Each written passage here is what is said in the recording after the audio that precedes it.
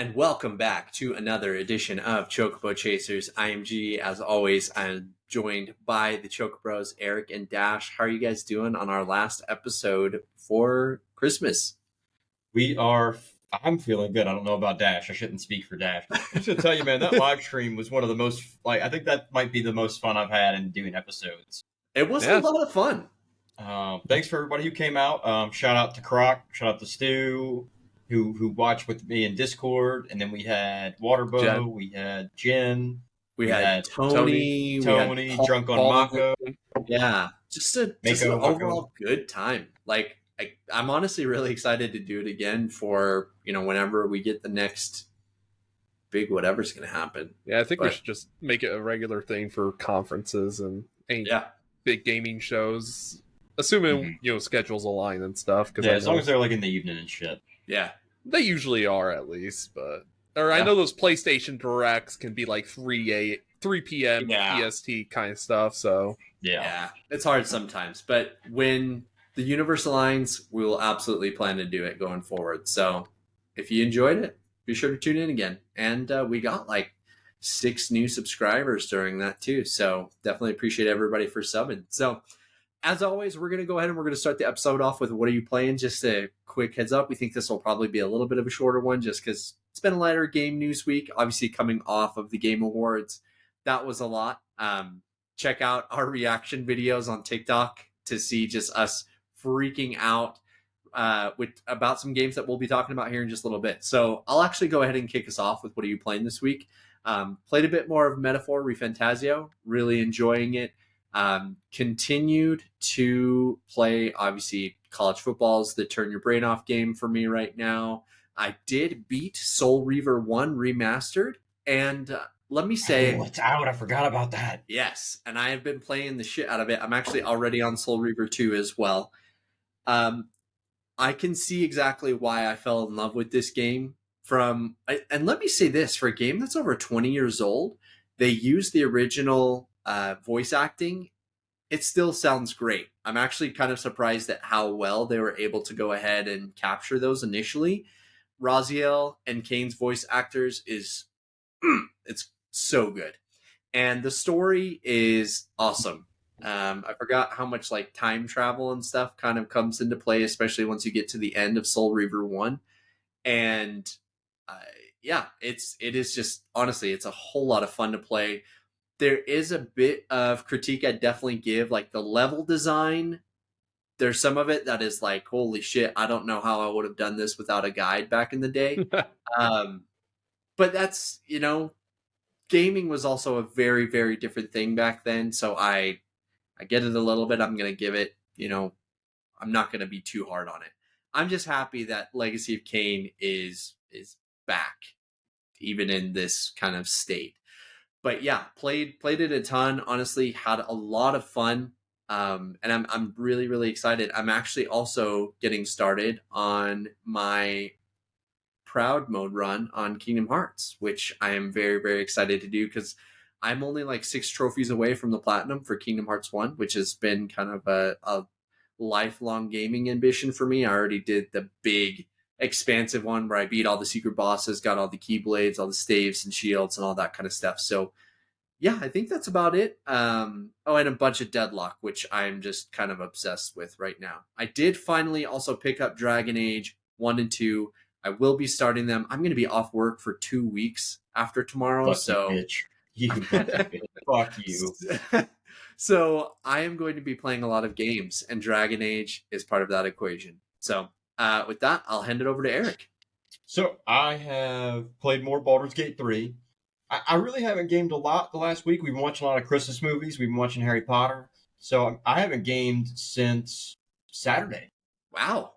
And I might have gamed a little bit Sunday. I can't remember at this point. But so I finished Act 2, Baldur's Gate 3, defeated Ketherick, saved the Night Song.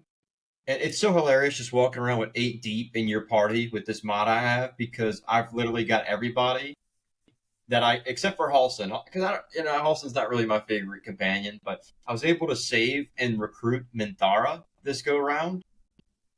And so I've got her, and she actually has a pretty awesome dynamic because if you do nice things, she absolutely hates it, and she talks mad shit to you every time you do it. So it's pretty hilarious. But like, you forget, because like I played it obviously that first month nonstop, and then this is my first time really picking it back up since then. And like, you forget how just fleshed out some of these character interactions are with what you're doing. And then when you have 8 party members, you get a lot of banter between all of them doing these certain choices, and you get to see all the things you might have missed in your previous playthroughs. And it's another tip of the hat to the writing, because it's just so fucking good. Act 1 and 2 in this game, Act 3 is good. It's definitely not 1 or 2, but that's still like 1 and 2 are 10 out of 10s. Yeah. And Act 3 is at 8.5. So like, you're still knocking it out the park. But Ketherick might be my favorite villain in all the Baldur's Gate games. I don't know how y'all feel about that. Dash is probably the guy who's more inclined to talk about it. Savarok is kind of or Inaris, actually. Inaris is pretty good. Or Ketherick's just Arenicus, that's his fucking name. Just the the Sharon Justiciar who's leading the cult of the Absolute. You meet Merkel. It's a great fight. And so then I played some Helldivers 2, fought the Illuminate. They are hard. And it's fun. It is so fun. They fuck you up. Drove through the little warthog. That was sick. The machine gun on the back, that's awesome. We did that. We played one round of that. We just haven't been on to play since. But so far, that update for Helldivers looks good. And shout out to them. Well, we're going to talk about that later, but shout out for that new drop they had today of the free content. Yeah. Also, and we will literally touch base on it right after what are we playing. So, Dash, what about you, man? What you been playing? A lot of COD Zombies, just to kind of grind season pass. Nothing special there. Weapon grinding, camo grinding. They added a new event, but it's like, I think it's bugged because you can only get so many in one run. So it's like, you gotta save and quit and then jump back in if you want to grind for that for the event, which is stupid. Hopefully they fix it before the event's over.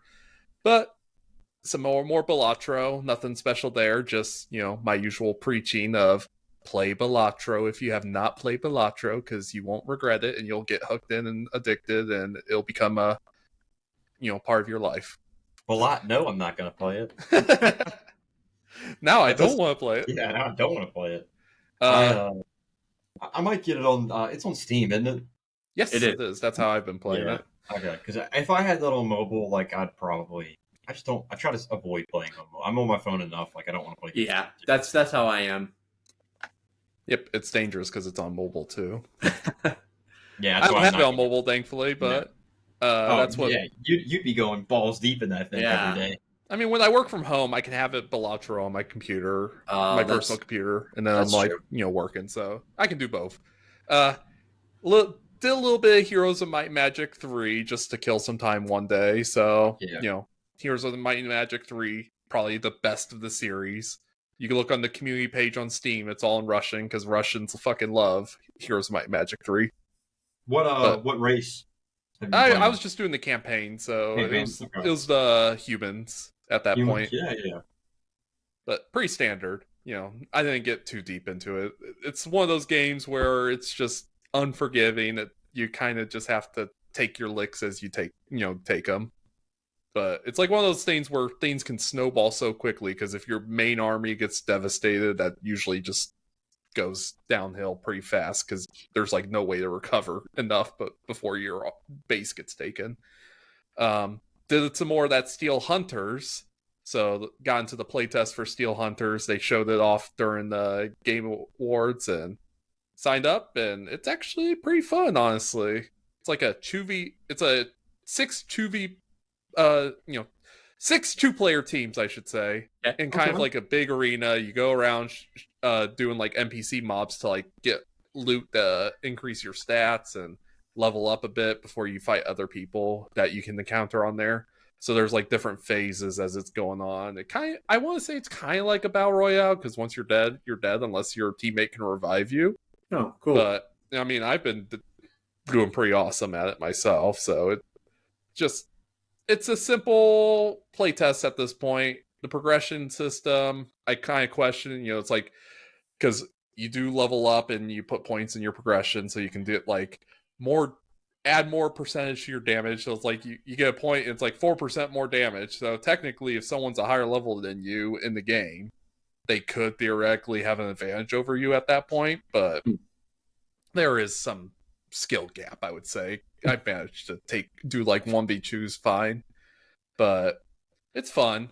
It's not like your Mecha Break where it's flashy lights everywhere, super fast paced like Gundam, Japanese mecha anime. It's more, I guess, mech warrior style, slow moving stuff that you can kind of burst around and stuff. But I like it.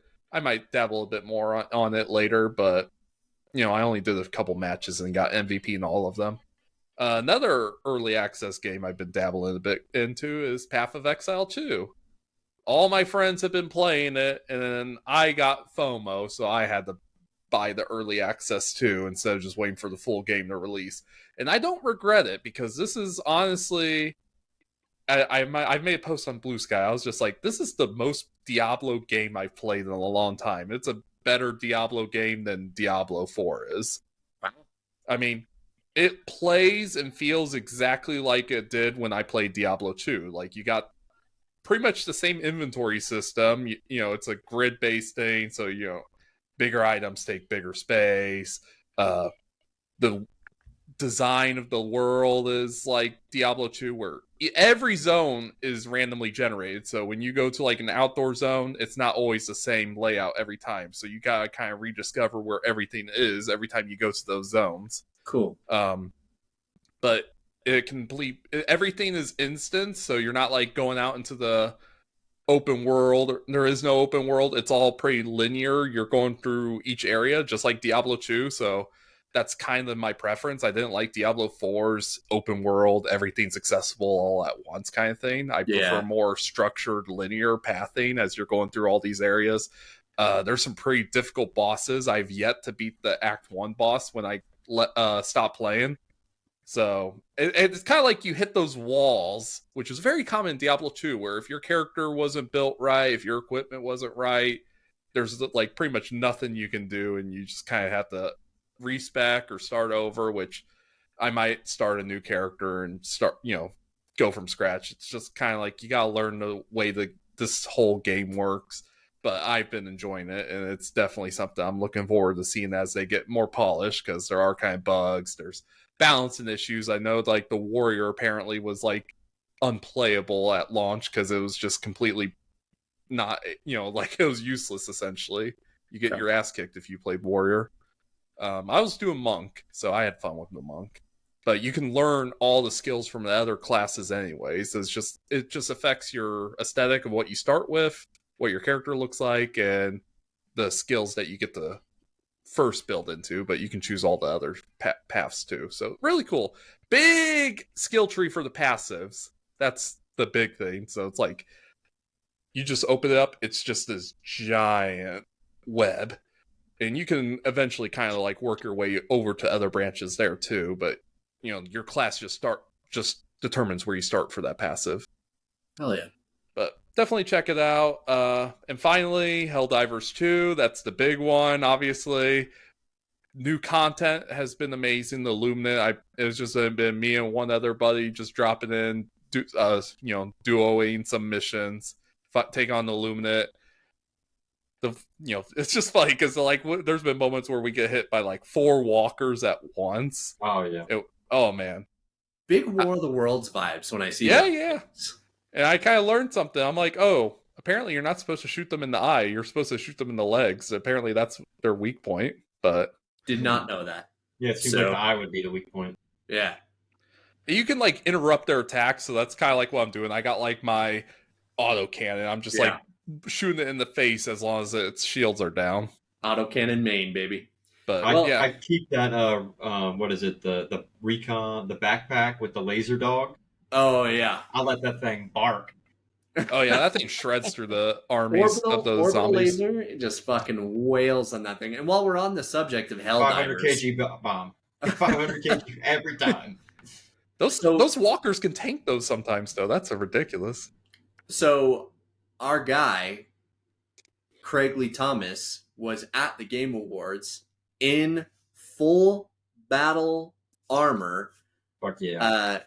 to announce the new information for Helldivers 2, which is awesome. But literally today, Helldivers 2 announced a brand new collaboration with Guerrilla for some Killzone stuff that's available also for free. They're literally just giving it to everyone. One thing, so you can say a lot of things about Helldivers, but their devs listen to like their player base. They've taken feedback, sometimes not in the best way, but they've listened. And they have constantly looked for ways to improve and make the game just as fun as possible. I feel like two people. I honestly, I have loved what they've done. This game was also $39.99 when it launched, and it's been on sale a few times. Like people have been able to go ahead and get it while it's been on sale. Just honestly, it's easily one of the best games of 2024, and I'm really excited for what they're going to do in 2025. Any other potential like partnerships you guys would like to see them take? I was playing with the idea in my head. It's like, if they're going to do other PlayStation franchises to partner with, imagine having like maybe a crossover faction for a time, like have the Chimera from Resistance as a faction to go up against. That would be very cool, but That'd be cool. might also require a ton of work too. Oh yeah.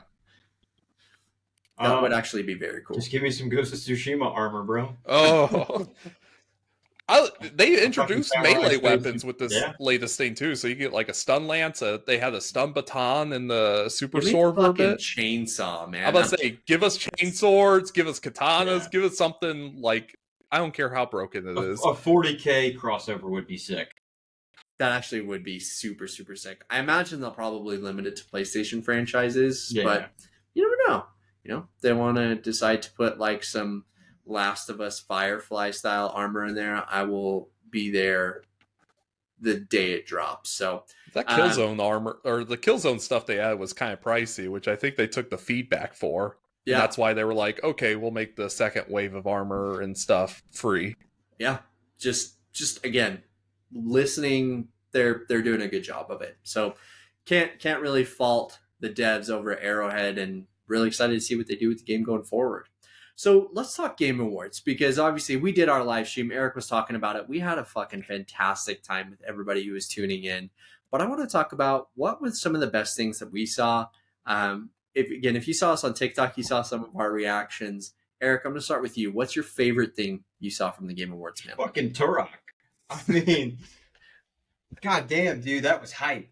Like, that came out of nowhere, too. Like, there's been no rumors of it. There's been nobody talking about that coming. And then all of a sudden, you just see fucking Turok. It fucking pops up on the screen. We're back. Okami looked awesome. Like, we've been asking for some remakes. You specifically, Dino Crisis. Capcom looks like they're bringing back remakes.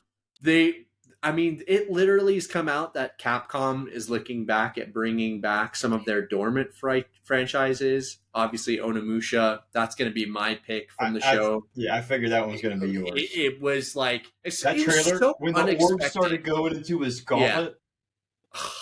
Like, I have hair standing up on my arms right now just thinking about it, because, like, it was so out of left field. Like, because Onimusha felt like the franchise that Capcom was going to... I thought that there was a much stronger chance of Dino Crisis coming back than Onimusha, which I feel like I probably shouldn't have been. We're in a renaissance right now for like Shogun Japanese, like that just period. And like, obviously we've seen, we have a new Assassin's Creed coming out, which is going to be from that period. The Neo games are extremely popular. We just had Rise of the Ronin, and obviously Ghost of Tsushima and Ghost of Yote, which is coming out in 2025. So I shouldn't be so surprised, but man, it felt like they were ready to give up on it. And Capcom has just been fucking milking Monster Hunter and Resident Evil. And those are super popular franchises, so that makes sense. But I was taken aback. I'm so happy that it's coming back. And it does give me a lot more confidence that I will eventually see Dino Crisis, that we're going to see some of these other Capcom franchises, which have been, just kind of laid to waste over the last 10, 15 years. Dash, what about you, man? What was your favorite? That is a good question. I didn't think about what my favorite was because there's just so much that I did enjoy seeing, like Turok and Okami and Onimusha. I didn't expect those. The Yeah. one that I'm really curious about, the one that has me the most intrigued, is the new Elden Ring standalone game. Yeah. I forgot all about that. Like the second I saw the Nameless Keen in there, and apparently they have other bosses from Dark Souls 1 and 2 also in there. Imagine if we start to see some Bloodborne bosses in there too. Well, apparently there's Lady Maria was in that trailer apparently. So I'd have to go back and rewatch it. I think it's either she's a boss or she's one of those 8 playable characters that you get. I got a feeling this transitions us to a Bloodborne remake. It's gotta be coming. 100%. There's been a lot of talk on the internet about Demon Souls was a launch title for the PS5 as a remake, and it's fantastic. If you haven't played it, like, you don't necessarily even have to be like a huge Soulsborne fan. I will say that Demon Souls is probably the easiest Soulsborne game too. It is far from the most difficult.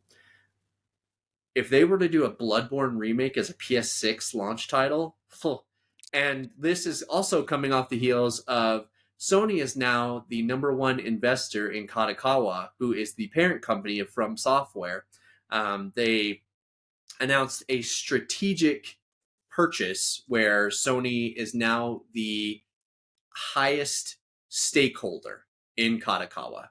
This was to prevent acquisition from apparently a Chinese company. They were very not keen on having them be purchased. And so Sony kind of swooped in to save the day. And obviously they've had a very profitable relationship from the Dark Souls games, which initially were launched on PlayStation, Bloodborne being a PlayStation exclusive, and I mean, Demon Souls initially was also a PlayStation exclusive. So there's a lot of familiarity there. So it would make sense that they'd go ahead and do that. But yeah, man, also, obviously The Witcher 4, it was a cinematic trailer, but Ciri, our girl, she's back.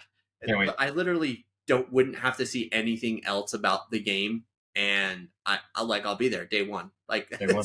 And our guy Doug is going to be back, which is so awesome. I'm excited to see what they use as the canon ending. It's got to be him and Yen ending up in Toussaint. It just feels like it fits. And then obviously with Ciri becoming a Witcher, but I am very curious to see, did she undergo Trial of the Grasses? Is there, is she making new Witchers?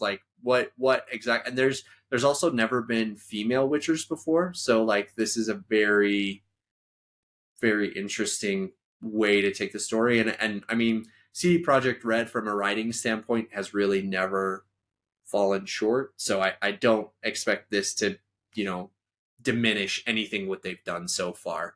One other game I wanted to highlight, we haven't talked about it at all, is Team Ico's new game, which was a game. That one came out of nowhere too. Yeah. Team Ico showing up twice. Well, kind of, because I guess Okami is being developed by the guy who made Okami 1 in his new studio. But was Okami Team Ico? I thought it was. No. Ico's only done the original Ico, Shadow of the Colossus, Last Guardian. I think it is. Those were the only 3 games I thought they did. The only 3 games they've done.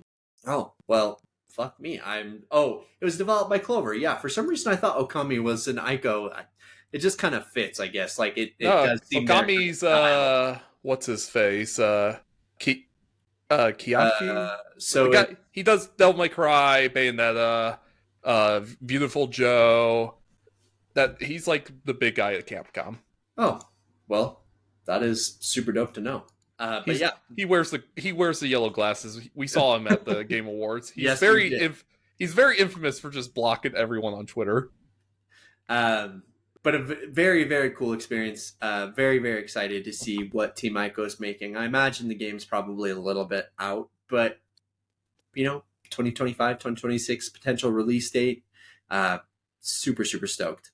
Nothing I wanted to go ahead and touch on. So Secret Level is getting season 2. which Need to watch it. I haven't done it yet. I'm going to watch it this weekend. Dash has seen it. He loved it. And also they're making a game out of that Pac-Man level too. Yeah, that was another thing that came out of the Game Awards, wasn't it? Yeah, which is super dope. I'm like, what games would you like to see them go ahead and do for season 2? I wouldn't mind them continuing some of the stories they might have set up with the current season 1. I mean, it's kind of like Love and Death and Robots, where it's just, some of the endings can be kind of grim or open kind of stuff. Yeah. The Dungeons and Dragons one's kind of abrupt. I would have loved to see more of the Mega Man episode because it was like 6 minutes. Give us a Helldivers one, man. That would be Helldivers. I do think that give us a Helldivers one. I'd also love to see a FromSoft episode, because like they're so lore heavy. It would be very cool to kind of see them dive into some of that. Give us the Bloodborne one. We got we got Armored Core. That was a really good episode with Keanu Reeves as the main character there. Very, very cool. Any franchises you guys would like to see? You know what? I was thinking about it. While Capcom's bringing stuff back, Capcom, I beg you, please bring us back Lost Planet. That'd be a good one too. I want giant mechs fighting. I want aliens fighting giant robots, like mechs, like that. Fast mechs too. Lost Planet was my shit, bro. I started thinking about that randomly. It popped into my head. But a secret level Lost Planet episode would be sick too. Very. Give us some nostalgia.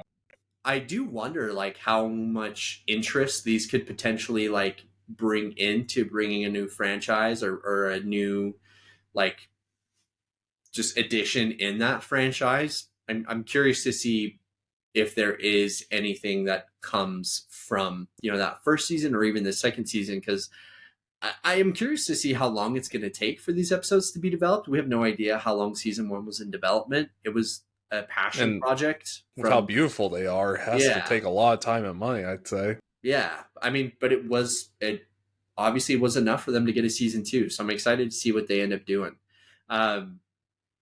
Really, I think that obviously Sonic 3, I think, is releasing this weekend. Tonight. Eric, you got to watch Sonic 1 and 2. It's got to happen. It's on Paramount or on Peacock? The first 2 should easily be on Paramount. I think it's on Paramount because the Knuckles show is on Paramount. And the third one just came out in the theater, huh? Yep. Yes. Okay. I'm gonna go see it probably next week, so I'm very excited. And apparently, there's already a setup. Sonic 4 is confirmed. Yep. I'm assuming that they do a tease at the end of Sonic 3. I haven't looked anything up. Dash, I don't know if you have, but it's been reported there's multiple post-credit scenes. Post-credit scenes, yeah, but all right. Like I heard 6. I don't know. That's a bit. So Sonic 4 isn't coming. Just like I said, I imagine that they're probably going to do a post-credit scene introducing whoever they're going to go ahead and give us Chaotix. It's going to be. I think it's going to be Amy. Rose. Yeah, I don't know. I just got a feeling like it's gonna be dangerous if they do Rouge the Bat. Hey, furries everywhere unite. Hear me out, okay? Yeah. We don't need more furries. Get them out. Get them out. Get them out. No, but man, it's been a pretty slow news week. We wanted to recap the Game Awards. We had a really great time with everybody. Any other news that you guys can think of that's been popping up? Any news? No, other than people being mad Black Myth didn't win Game of the Year. Oh yeah, they've been review bombing. Yeah, apparently the developer director of the game, Baldur's Gate 3, Larian caught a stray just because they were the presenters. They were the presenters, yeah. But we gotta give a big shout out to Sven for his big speech there right before the Game Award. It was really good, and also shout out to. I feel bad that I cannot remember his name, but the guy who won the Impact Award at the Game Awards, what he's doing for all of the find jobs and things like that. Amir, yeah, that is just truly one of the most selfless, cool things that I've seen, and especially in a time where people are so impacted. This industry is legitimately one of the most impacted in terms of like layoffs and just how much we've seen that landscape change over the last year. Since we started doing a lot of like interviews, since we started like getting to know some of these people who are impacted in this industry, it's just, yeah, it's really unfortunate. So to see someone like that in the space in this time, it really speaks volumes. So shout out to him. But that, I think it's a perfect spot to go ahead and cap it off. We want to wish everybody a happy holiday, whether you celebrate Christmas, whether you celebrate anything. We hope you just enjoy time with your family, with your friends, and that you get to play Merry some Sithmas, games. baby. Merry Sithmas. Happy holidays to everybody. We appreciate you all. And from the Chocobo Chasers, we will catch you guys next time. Later. Have a good one.